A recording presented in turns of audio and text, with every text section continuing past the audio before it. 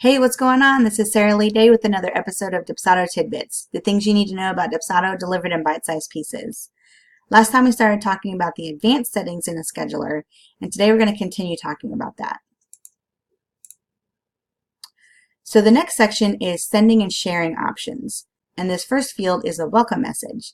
What this is whenever somebody opens that calendar in a separate window, a separate tab, there's going to be a welcome message at the very top that just gives them a little bit of information or welcomes them, gives them a message, whatever it is that you want to say in that space, you can do that here. The default is just going to be greetings from and your company name, and that's perfectly fine if that's what you want to use. Also note that if you're embedding your scheduler on your website and it's not just a direct link that people are going to open in a separate tab, this message will not show, so it won't even matter in that situation. Next, you have confirmation email. Even if you don't select an email here, your clients will get a confirmation email by default, and the default email is already preset in your canned emails, and we'll talk about that when we get to canned emails. But if you want to set a specific confirmation email that has some additional details, your own messaging, or you customize it in some way, then you can select it here from a list of canned emails that you've created in your account. Right now, we haven't created any canned emails, so the only things in there are some default payment reminders, and that's not going to work for a confirmation. So let's just leave this one blank, and this scheduler will send the default confirmation email that has the basic information about the meeting, like the name, the date, the time, and the location for that meeting. Next, you can add an additional form, and this is a really useful function for combining a couple of different steps in your process. What you can do here is you can actually add a lead capture form, and that's going to collect just some basic information about your clients and add them to Dubsado. You can add just a questionnaire form that collects a little bit of information about your clients or about the meeting or whatever it is that you need to know for them to schedule this appointment. You can even set up a proposal on the scheduler so they can select a time and they can go straight to a proposal that has your pricing, your packages, and all that information for them to book that time, and it's in conjunction with the scheduler. So it's a pretty cool feature. And we'll get into more about those different form types and what you can do with that in later episodes. But just know for now that you can add your own questions to the scheduler, and there are a lot of really cool ways that you can use that, use those pieces together. Now finally, this bottom section is additional options. You can add an invoice to require a deposit to secure this booking. This is a really great feature for people who are scheduling specific meetings that require a deposit. Maybe it's a photo session and you want to make sure that they're not going to back out of it. Or maybe I actually use this for my business. I offer a 1-hour Dubsado consult, and I use the invoice there to go ahead and pre-charge for that hour, and clients can book that. They secure that appointment with that deposit fee, and it's just a really functional way to use the scheduler and be able to charge for those meetings if that's something that makes sense for your business.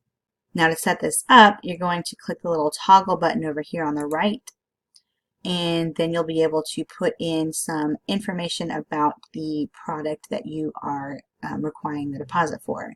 So you would add a new line item. Let's just say this is Dubsado Consulting, 1 hour to pick my brain. Quantity, we're going to say it's 1. Price, if there was tax, you'd add it here. Category, we have a couple categories that we set up in a previous episode, so let's just call this workflow strategy. And once you get those pieces in there, then you'll click add item. And if you wanted to, you could add multiple items here to have a deposit on, but for now I'm just going to leave it as 1. And then you're going to have this option down here to allow clients to apply a discount.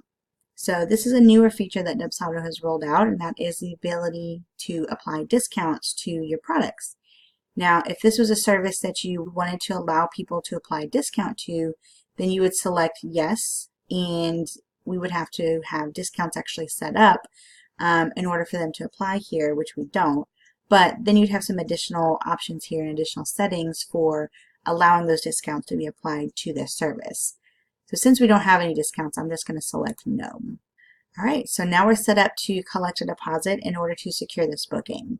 And just as another side note, a client who comes to the calendar, picks a date, gets to this point and doesn't pay their invoice, they actually will not be scheduled in your appointments.